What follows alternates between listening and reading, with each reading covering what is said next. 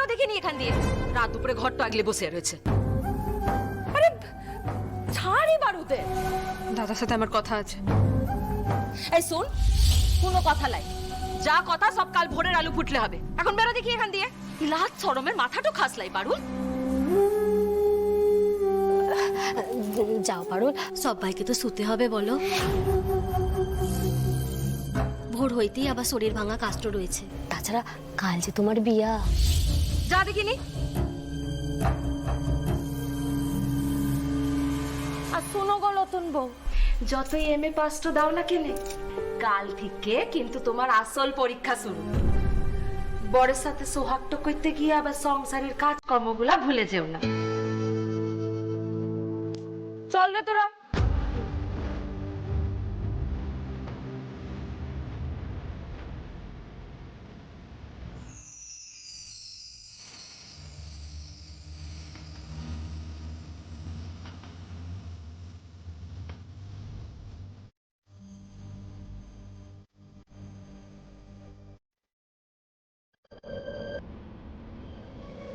রুক্মিণী, কাকিমার কথাগুলায় কিছু মনে করো না রুক্মিণী।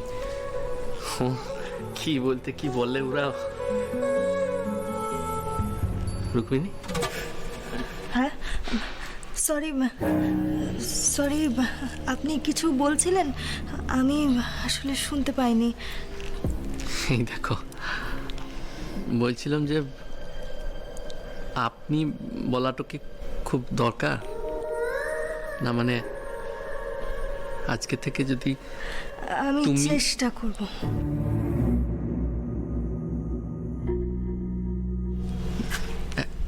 একবার এসো কেন।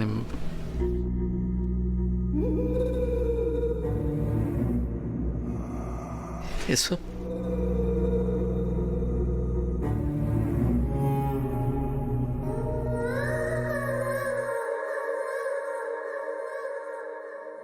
বসো।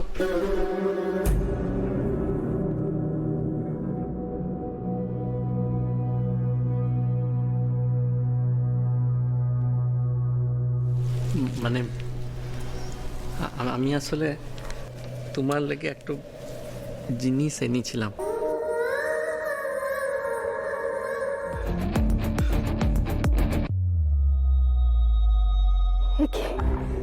কি ওষুধের শিশিটা কোথায় গেল? এখানেই তো রেখেছিলাম।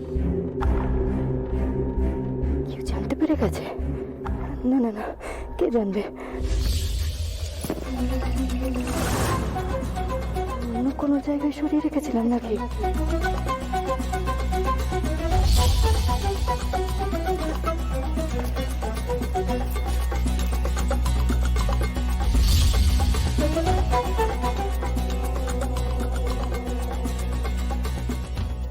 না, আর তো পরে ব্যাগেও ভরে রাখিনি, আর তো কোথাও রাখবো না আমি।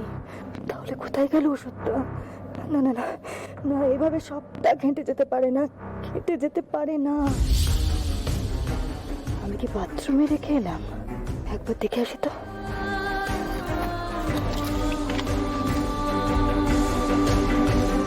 রূপু দিদি, পারুল এইটা খুঁজছিলে?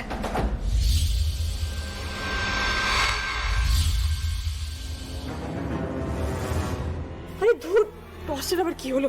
এই তো নতুন টর্চ, সেখানে কিনে আনলো কি? বুঝকে নিশ্চয়টা একটু দেখবো। কি যে করো বাবা, ঘুমের ওষুধ তো হারাই ফেললে। কি করি এখন আমি?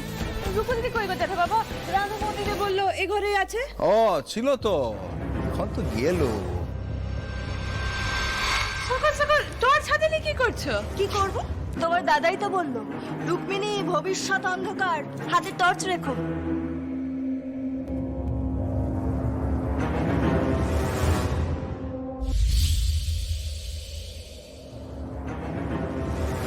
এসো আমার সাথে।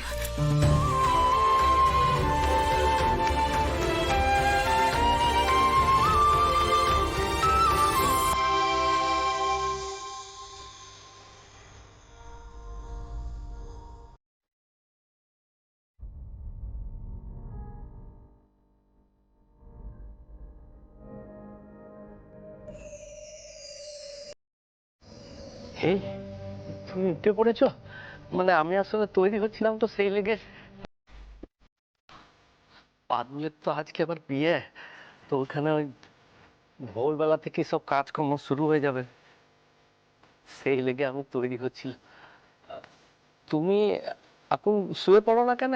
এখন উঠে কোনো লাভ নাই, ও তো ভোরের আলোটাও ফুটে নাই। ঘুমাও।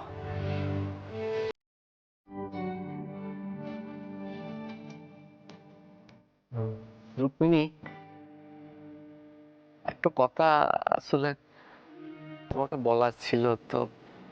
সারাদিন কখন তোমার সঙ্গে আবার দেখা হবে সেটা তো জানি নাই, তাই ভাবছি কথাটাকে এখনই বলবো।